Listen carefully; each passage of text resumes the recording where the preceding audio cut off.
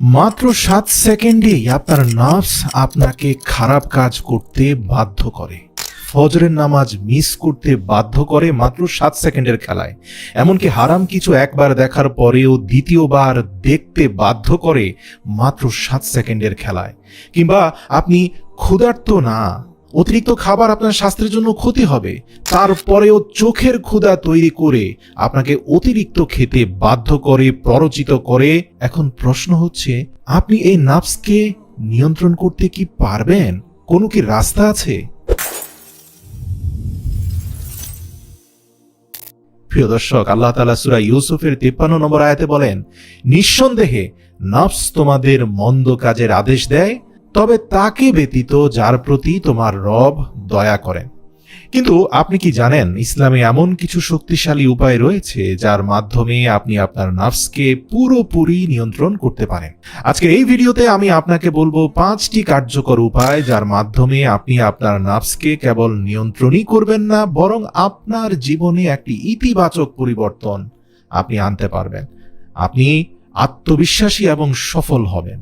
আপনি কি জানেন, কেবল ক্ষুধা নিয়ন্ত্রণ, ফজরের জন্য জেগে ওঠা, সরলতা অবলম্বন, অন্যের প্রতি দয়া দেখানো এবং নিজের দৃষ্টিকে সংযত রাখার মাধ্যমে আপনি কিভাবে আপনার নাফসের উপর বিজয়ী হতে পারেন? এই ভিডিওর প্রতিটি পয়েন্টে আপনার জীবনের প্রতিটি ক্ষেত্রে একটি নতুন রাস্তা দেখাবে। তাই শেষ পর্যন্ত ধৈর্য ধরে দেখুন জীবন পরিবর্তনকারী এই ভিডিওটি। প্রিয় দর্শক, আজকে এই ভিডিওতে আমরা এমন একটি যুদ্ধের কথা বলতে যাচ্ছি যা আমরা প্রতিদিন নিজের সাথে লড়ি। এই যুদ্ধ আমাদের ইচ্ছার বিরুদ্ধে। এটা সেই কণ্ঠস্বর যা আমাদেরকে তাৎক্ষণিক আনন্দের দিকে ঠেলে দেয়। এটা আমাদেরকে ফজরের নামাজ ছাড়তে প্ররোচিত করে, অথবা আমাদের দেখার কথা নয় এমন জিনিস, এমন অশ্লীল জিনিস দেখতে বাধ্য করে। ইসলামের নফস মানে আমাদের অভ্যন্তরীণ সত্তা, আমাদের আত্মা। এটি আমাদের দেহের সেই সত্তা যা আমাদেরকে ধার্মিকতার দিকে নিয়ে যেতে পারে, অথবা আমাদেরকে পাপের দিকে টেনে আনতে পারে। আল্লাহ তাআলা কোরআনেও এই বিষয়ে স্পষ্ট বলেছেন। প্রিয় দর্শক, কেমন হয় যদি আমি আপনাকে 5টি ব্যবহারিক এবং শক্তিশালী উপায় বলি? ইনশাআল্লাহ এই পদ্ধতির মাধ্যমে আপনি শুধু আপনার নফসের সাথে লড়াই করতে পারবেন না, বরং তাকে নিয়ন্ত্রণও করতে পারবেন। 1. ক্ষুধা মেটানোর জন্য খান। মনে করুন আপনার সামনে একটি থালায় অনেক মজাদার খাবার রাখা আছে, যার সুবাস আপনাকে পাগল করে ফেলছে। আপনার নাফস আপনাকে বলছে যে এই প্লেটের সব খাবার শেষ করে ফেলো। এমনকি যদি আপনি ক্ষুধার্ত নাও হন, তবুও খেতে থাকো, খেতেই হবে তোমাকে। খাওয়ার মধ্যেই তোমার সফলতা, এটা শেষ করার মধ্যেই তোমার আত্মতৃপ্তি লুকিয়ে আছে। নফস কিন্তু আপনাকে এভাবেই বুঝাবে। মনে রাখবেন, সেই মুহূর্ত থেকেই কিন্তু আপনার আত্মনিয়ন্ত্রণের পরীক্ষা শুরু হয়। আমাদের প্রিয় নবী সাল্লাল্লাহু আলাইহি ওয়াসাল্লাম আমাদেরকে মধ্যম পন্থার একটি সুন্দর উদাহরণ দিয়েছেন। তিনি বলেছেন, আদম সন্তানের জন্য কয়েকটি লোকমা খাবারই যথেষ্ট, তার কোমরকে সোজা রাখার জন্য 2টি খেজুরই যথেষ্ট। এছাড়া আল্লাহ রাসূল বলেছেন, যদি আরো বেশি খেতেই হয় তাহলে পেটের 1/3 খাবার দ্বারা, 1/3 পানি দ্বারা পূর্ণ করো, আর 1/3 বাতাসের জন্য খালি রাখো। এই হাদিসটি আমাদেরকে মনে করিয়ে দেয় যে খাওয়ার সময় আত্মনিয়ন্ত্রণের অনুশীলন করা শুধু আমাদের শারীরিক স্বাস্থ্যের জন্যই নয়, বরং আধ্যাত্মিক শক্তির জন্য জরুরি। যখন আপনি আপনার ক্ষুধার কাছে নতি স্বীকার করেন না, তখন এই অভ্যাসটি আপনার জীবনের অন্যান্য ক্ষেত্রেও সহায়ক হয়। এখন ভাবুন, যদি আপনি খাওয়ার সময় সংযম করতে পারেন, তাহলে আপনি কি সকালে ফজরের জন্য ওঠার সময় আপনার বিছানার আরামদায়ক আকর্ষণকে কাটিয়ে উঠতে পারবেন? এর উত্তর হচ্ছে অবশ্যই পারবেন। এটিকে আপনার দৈনন্দিন জীবনে সফলভাবে প্রয়োগ করার উত্তম উপায় হলো খাওয়ার আগে বিসমিল্লাহ পড়া এবং চিন্তা করা যে এটি আল্লাহর পক্ষ হতে নিয়ামত। খাবারের প্রতিটি গ্রাস ধীরে ধীরে চিবিয়ে খান এবং চিন্তা করুন যে এটি আপনার রবের পক্ষ থেকে দয়া। যখন মনে হবে যে আপনার ক্ষুধা নিবারণ হয়েছে, তখন খাওয়া থেকে বিরত থাকুন, চাই থালায় আরো খাবার অবশিষ্ট থাকুক না কেন। এই ছোট ছোট পদক্ষেপই আপনার নফসকে নিয়ন্ত্রণে রাখার প্রথম পদক্ষেপ, কিন্তু এটা শুধু শুরু। আপনি কি পরবর্তী পদক্ষেপের জন্য প্রস্তুত? 2 নম্বর হচ্ছে ভোরে বিছানা ত্যাগ করুন। প্রিয় দর্শক, আপনি কি কখনো নিজেকে এমন অবস্থায় পেয়েছেন যে যখন অ্যালার্ম বাজে, ফজরের সময় হয়, আর আপনার মনে একটা দ্বন্দ্ব শুরু হয়? এদিকে আপনার ঘুম আপনাকে বিছানায় থাকতে বলছে, আর অন্যদিকে আপনার ভেতর থেকে একটা ক্ষীণ আওয়াজ আপনাকে জাগিয়ে তুলছে। এই সেই মুহূর্ত যখন আপনার নফসে লাওয়ামা, অর্থাৎ ভালো নফস, আপনাকে সঠিক পথের দিকে ডাকার চেষ্টা করে, কিন্তু অন্যদিকে আপনার নফসে আম্মারা বা কুপ্রবৃত্তি সেই আওয়াজকে দমন করার চেষ্টা করে। এখানে আপনাকে সিদ্ধান্ত নিতে হবে, আমি কি আমার ইচ্ছাকে প্রাধান্য দেব নাকি আমার উদ্দেশ্যকে? আল্লাহ তাআলা কোরআনে বলেন, কিন্তু তোমরা পার্থিব জীবনকে প্রাধান্য দাও, অথচ পরকাল উত্তম ও স্থায়ী। সূরা আলা আয়াত নম্বর 16 এবং 17। এই নীতি শুধু ফজরের নামাজের জন্য নয়, বরং জীবনের প্রতিটি ক্ষেত্রে প্রযোজ্য। একটু ভেবে দেখুন, যখন আপনি ঘুমের ইচ্ছাকে জয় করতে পারবেন, তখন আপনি কি অন্যদের প্রয়োজনকে নিজের ইচ্ছার উপর প্রাধান্য দিতে পারবেন না? আপনি কি জীবনের বড় সিদ্ধান্তগুলোতে নিজের নাফসকে নিয়ন্ত্রণ করতে পারবেন না? এটি নিজের উপর নিয়ন্ত্রণ করার সেই শক্তি যা আপনাকে কেবল নামাজের জন্যই জাগাতে পারবে তা না, বরং এটি আপনাকে জীবনের প্রতিটি ময়দানে সাফল্য এনে দিতে পারে। তো ভাবুন, যখন আপনি আপনার ঘুমের তীব্র ইচ্ছাকে প্রত্যাখ্যান করতে পারবেন এবং ফজরের নামাজের জন্য উঠতে পারবেন, তখন এটি কেবল আপনার সাফল্যের পথে একটি ছোট বিজয় নয়, বরং এটি আপনার আধ্যাত্মিক শক্তির একটি গুরুত্বপূর্ণ প্রকাশও। কিন্তু মনে রাখবেন, আপনি কি কখনো লক্ষ্য করেছেন যে এই জয় কতটা বড় পরিবর্তন আনতে পারে? একটু কল্পনা করুন, এমন একজন ব্যক্তির কথা যিনি প্রতিদিন সকালে নিজের প্রবৃত্তির উপর নিয়ন্ত্রণ রেখে আল্লাহর সন্তুষ্টির জন্য ঘুম থেকে উঠে, এমনকি শীতকালে উঠে ঠান্ডা পানি দিয়ে ওযু করে।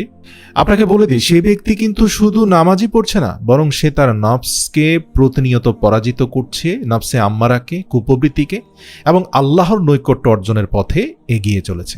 কিন্তু এটাই কি যথেষ্ট? আমাদেরকে একটু দৈনন্দিন জীবনযাত্রার দিকে নজর দেওয়া উচিত। আমরা কি আমাদের জীবনকে সরলতা ও মিতব্যয়িতা দিয়ে পরিপূর্ণ করতে পারি না? আমরা কি আমাদের ইচ্ছাগুলোকে আরও কম করে আমাদের লক্ষ্যের উপর বেশি মনোযোগ দিতে পারি না? আচ্ছা, 3 নম্বর পয়েন্ট বলি, সরলতাকে আলিঙ্গন করুন। প্রিয় দর্শক, আজকের যুগে যেখানে সর্বত্র বেশি পাওয়ার প্রতিযোগিতা চলছে, এই সময়ে এসে সরলতা অবলম্বন করা সত্যি একটি সাহসের কাজ। কিন্তু আপনি কি জানেন যে এই যে অল্পতে খুশি থাকা বা সরলতা কেবল আমাদের নাফসকে নিয়ন্ত্রণে রাখতে সহায়ক নয়, বরং এটি আমাদের আধ্যাত্মিক উন্নতির জন্য জরুরি। আমাদের প্রিয় নবী সাল্লাল্লাহু আলাইহি সাল্লাম বলেছেন, দুনিয়ার সাথে আমার সম্পর্ক একজন মুসাফিরের মতো, যে কোনো গাছের ছায়ায় কিছুক্ষণ বিশ্রাম নেয়, তারপর সামনে এগিয়ে যায়। এই কথাগুলো আমাদের মনে করিয়ে দেয় যে পার্থিব জীবনের সাথে আমাদের সম্পর্ক ক্ষণস্থায়ী। পার্থিব জীবনে বেশি জিনিস শুধু আমাদের জীবনকে জটিল করে তোলে না, বরং আমাদের সেই ইচ্ছাগুলোর পেছনে ছুটতেও বাধ্য করে, যা কখনোই শেষ হয় না। এখন একটু ভেবে দেখুন, আপনার জীবনে কত জিনিস এমন আছে যা সত্যি আপনার জন্য জরুরি নয়।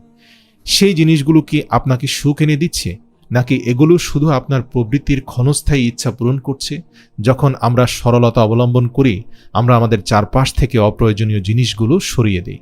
আমাদের মন তখন শান্তি অনুভব করে। সরলতা গ্রহণের অর্থ হলো আমাদের হৃদয়কে সেই ইচ্ছা থেকে মুক্ত করা, যা আমাদেরকে জগতের ধোঁকায় ফেলে দেয় এবং আমাদের পরকালকে প্রভাবিত করে। 4 নম্বর হচ্ছে প্রতিদিন অন্যের উপর দয়া করা। প্রিয় দর্শক, একটু কল্পনা করুন, আপনি আপনার দিনের শুরু একটি নিয়ত করে শুরু করেন যে আজ কারো জন্য ভালো কিছু করতে হবে। তেমন কোনো বড় কাজ নয়, শুধু কারো দিকে তাকিয়ে একটু মুচকি হাসি, কারো সাথে একটু সহানুভূতিপূর্ণ বাক্য, অথবা কারো বোঝা হালকা করার মতো একটি ছোট্ট কাজ। এগুলো হয়তো আপনার কাছে সামান্য মনে হতে পারে, কিন্তু আপনার হৃদয়কে পরিবর্তন করতে এবং আপনার প্রবৃত্তিকে সংশোধন করতে এর গুরুত্ব অনেক বেশি। আমি একটা সহজ পদ্ধতি বলি আপনার আত্মাকে খুশি করার জন্য। যারা প্যাডেল চালিত রিক্সা চালান, সেই সকল রিক্সা চালককে 20 টাকার জায়গায় 30 টাকা রিক্সা ভাড়া দিন।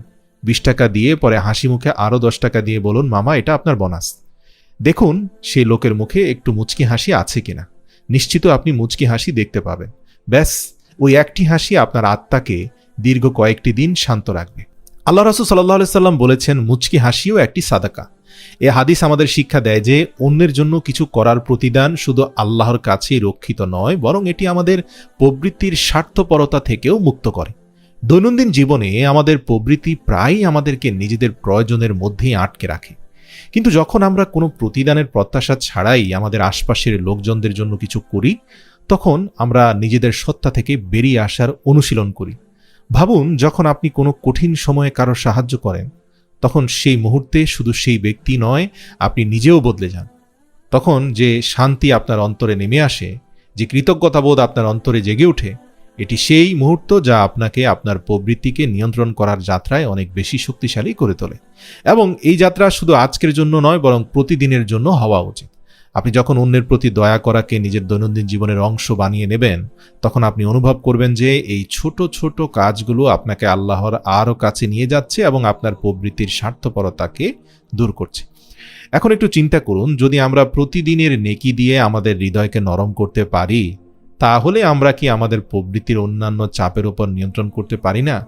এই চিন্তা আপনাকে আরও একটি গুরুত্বপূর্ণ উপায়ের দিকে নিয়ে যায়।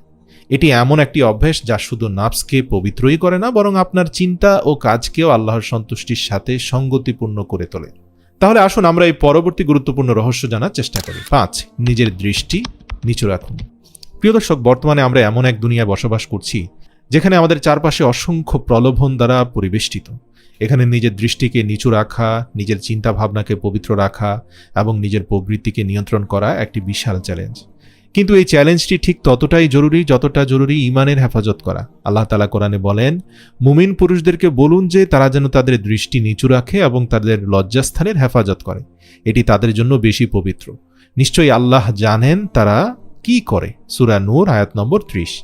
এই আদেশ আমাদেরকে শুধু বাহ্যিকভাবে দৃষ্টিনত করার জন্য নয়, বরং আমাদেরকে আমাদের চোখের মাধ্যমে অন্তরে প্রবেশকারী চিন্তাগুলো, খারাপ চিন্তাগুলো, কুপ্রবৃত্তিগুলো নিয়ন্ত্রণ করার কৌশল বলে দিচ্ছে। কিন্তু এটা কিভাবে সম্ভব আজকের যুগে, যেখানে প্রতি মুহূর্তে সোশ্যাল মিডিয়া, বিজ্ঞাপন, বিলবোর্ড এবং ইন্টারনেটে আমাদেরকে নানান প্রলোভনের মুখোমুখি হতে হয়? আজকের যুগে এই চ্যালেঞ্জটি খুব কঠিন হয়ে যায়। আপনি সম্ভবত ভাবতে পারেন যে আমার দৃষ্টিতে কি ক্ষতি, এটা তো শুধু নজর, একটু খারাপ জিনিস দেখলে কি এমন ক্ষতি হয়? কিন্তু মনে রাখবেন, নবী সাল্লাল্লাহু আলাইহি সাল্লাম বলেছেন, চোখের জিনা হলো দেখা। এখানে প্রশ্ন, আমরা কি আমাদের দৃষ্টিকে পবিত্র রেখে আমাদের অন্তরকেও পবিত্র করতে পারি? একটু চিন্তা করুন, প্রতিবার যখন আপনি আপনার দৃষ্টিকে নত করেন, প্রতিবার যখন আপনি এমন কোনো জিনিসকে উপেক্ষা করেন যা আপনাকে গুনাহের দিকে নিয়ে যেতে পারে, তখন আপনি প্রকৃতপক্ষে আল্লাহর নৈকট্য হাসিল করছেন। এটা শুধু গুনাহ থেকে বাঁচার বিষয় নয়, বরং এটি আল্লাহর আদেশের সাথে সঙ্গতি রেখে আপনার প্রবৃত্তিকে প্রশিক্ষণ দেওয়ার বিষয়। আমার নিজের জীবনে একসময় আমি সোশ্যাল মিডিয়ায় অপ্রয়োজনীয় জিনিস দেখার অভ্যেস বন্ধ করার চেষ্টা করছিলাম। এটা আমার জন্য সহজ ছিল না, কিন্তু যখন আমি আমার ফোনটিকে ঠিক তেমনই ব্যবহার করতে শুরু করলাম যেমনটা আমি আমার চোখে জনসাধারণের সামনে ব্যবহার করি, অর্থাৎ শুধুমাত্র জায়েজ এবং প্রয়োজনীয় জিনিস দেখার জন্য, তখন আমি অন্তরে শান্তি অনুভব করলাম। আর যখন আপনি এই অনুশীলনটি করবেন, আপনি দেখবেন যে এটি শুধু আপনার অন্তরকে পরিষ্কারই করে না, বরং আপনার চিন্তা ভাবনাকে আল্লাহর সন্তুষ্টির দিকে ঘুরিয়ে দেয়। তাহলে প্রশ্ন হলো, আপনি আপনার প্রবৃত্তিকে কিভাবে শক্তিশালী করবেন? যখন আপনার দৃষ্টি নত হবে, আপনার চিন্তাভাবনা পবিত্র হবে এবং আপনার কাজ কেবল আল্লাহর সন্তুষ্টির জন্য হবে, তখন আপনি অবশ্যই অন্তরে প্রশান্তি, আত্মবিশ্বাস এবং আধ্যাত্মিকতা শক্তি পাবেন। এখন যখন আপনি জানেন যে আপনার দৃষ্টিকে নত রাখতে হবে আর দৃষ্টিকে নিচু রাখা কতটা গুরুত্বপূর্ণ, তাহলে চলুন এবার আমরা একটি ফলাফলের দিকে এগিয়ে যাই।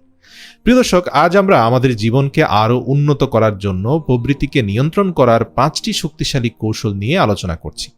এটি এমন একটি সফর যা কেবল ধৈর্য, সহনশীলতা এবং আল্লাহর সাহায্য নিয়ে সফল হওয়া যায়। মনে রাখবেন, ছোট ছোট পদক্ষেপই আমাদেরকে বড় অর্জনের দিকে নিয়ে যায়। যখন আপনি আপনার জীবনের যে কোনো অংশে পরিবর্তন আনার চেষ্টা করেন, তখন এটি সর্বদা সহজ হয় না, কিন্তু আল্লাহ তাআলা বলেন যে আল্লাহ কারো উপর তার সামর্থ্যের বেশি বোঝা চাপান না। এর মানে হলো, আমরা আমাদের সংগ্রামে কখনোই একা নই এবং আল্লাহর সাহায্য সর্বদা আমাদের সাথে আছে। আপনি এইমাত্র যে নিয়মগুলো দেখেছেন তা কেবল আপনার আধ্যাত্মিক নয়, বরং আপনার পার্থিব জীবনেও শান্তি ও বরকত আনার মাধ্যম হতে পারে। হ্যালো বন্ধুরা, আসসালামু আলাইকুম। এই ভিডিওতে আপনারা দেখেছেন আপনার নফসকে পরাজিত করার 5টি কার্যকারী ও বাস্তব উপায়। খাওয়ার সময় সংযম, ফজর নামাজের জন্য ঘুমকে জয় করা, জীবনের সরলতা গ্রহণ, অন্যদের প্রতি দয়া প্রদর্শন এবং দৃষ্টিকে নিচু রাখার অভ্যাস। এই 5টি আমলের মাধ্যমে কিভাবে নফসের প্রবৃত্তিকে নিয়ন্ত্রণ করা যায়, কুরআন ও হাদিসের আলোকে সুন্দরভাবে ব্যাখ্যা করা হয়েছে এই ভিডিওতে। যারা যারা এই ভিডিওটি শেষ পর্যন্ত দেখেছেন, আশা করি তারা সম্পূর্ণ ভিডিওটি ভালোভাবে বুঝতে পেরেছেন। তো বন্ধুরা, এই ধরনের জ্ঞানবোধক ইসলামিক মোটিভেশনাল এবং নফস নিয়ন্ত্রণের আলোচনা প্রতিনিয়ত আপলোড করা হয় আমাদের এই চ্যানেলে। ঈমান মজবুত করতে এবং দ্বীনের উপর আমল করতে এই চ্যানেলটি এখনই সাবস্ক্রাইব করে রাখুন। বেল আইকন অন করে দিন যাতে ভিডিও ছাড়ার সঙ্গে সঙ্গে আপনার সাথে আগে চলে যায়। ভিডিওটি ভালো লাগলে লাইক দিন, কমেন্ট এবং মতামত জানান।